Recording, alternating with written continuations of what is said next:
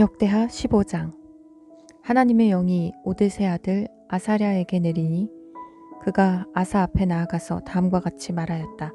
아사 임금님과 온 유다와 베냐민은 제가 하는 말을 들으십시오. 임금님과 백성이 주님을 떠나지 않는 한 주님께서도 임금님과 백성을 떠나지 않으실 것입니다. 임금님과 백성이 그를 찾으면 그가 만나 주실 것입니다. 그러나 임금님과 백성이 그를 버리면 주님께서도 임금님과 백성을 버리실 것입니다. 이스라엘은 오랫동안 참 하나님이 없이 지내왔습니다. 가르치는 제사장도 없었고 율법도 없었습니다.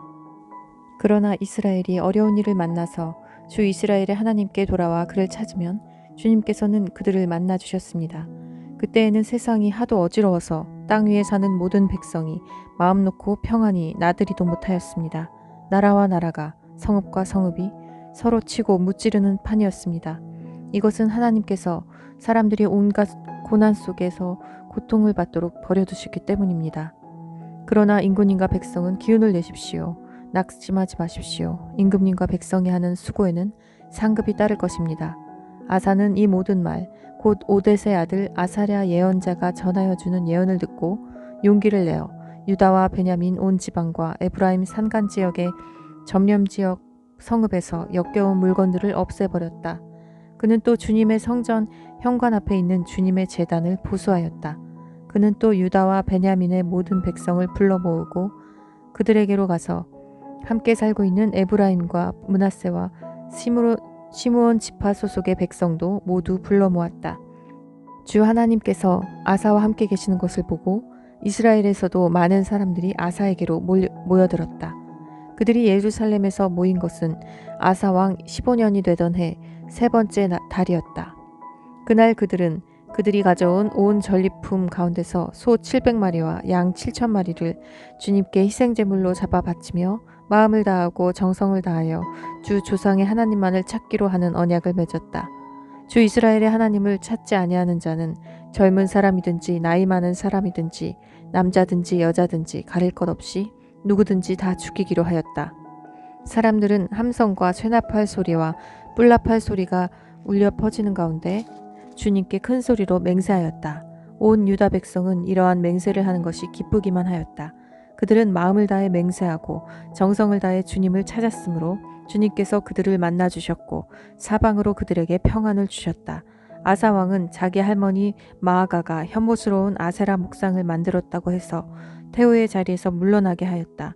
아사는 자기 할머니가 만든 혐오스러운 우상을 토막내어 가루로 만들어서 기드론 냇가에서 불살라 버렸다. 그렇다고 산 땅이 모두 제거된 것은 아니었지만 주님을 사모하는 아사의 마음은 평생 한결같았다.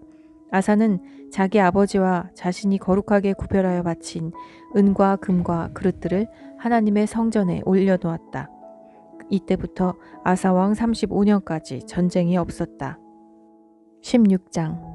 아사 왕 36년에 이스라엘 왕 바아사가 유다를 치러 올라와서 라마를 건축하고 어느 누구도 유다의 아사 왕에게 왕래하지 못하게 하였다.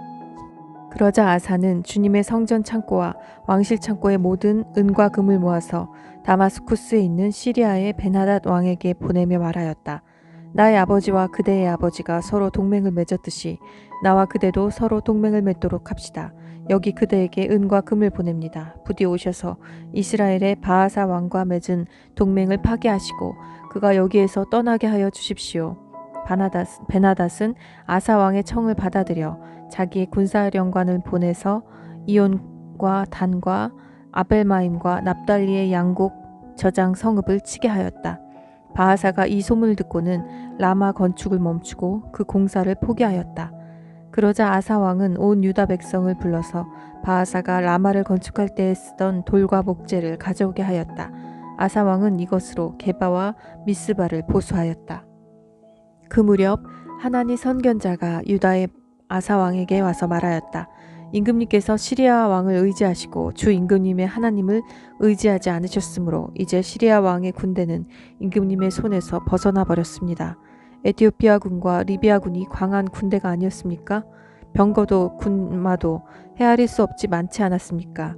그러나 임금님께서 주님을 의지하시니까 주님께서 그들을 임금님의 손에 붙이지 않으셨습니까? 주님께서는 그 눈으로 온 땅을 두루 살피셔서 전심전력으로 주님께 매달리는 이들을 힘있게 해주십니다. 이번 일에 임금님께서는 어리석게 행동하셨습니다. 이제부터 임금님께서는 전쟁에 휘말리실 것입니다. 아사는 선견자의 이 말에 화를 참을 수가 없어서 그를 감옥에 가두어 버렸다. 그만큼 화가 치밀어 올랐던 것이다.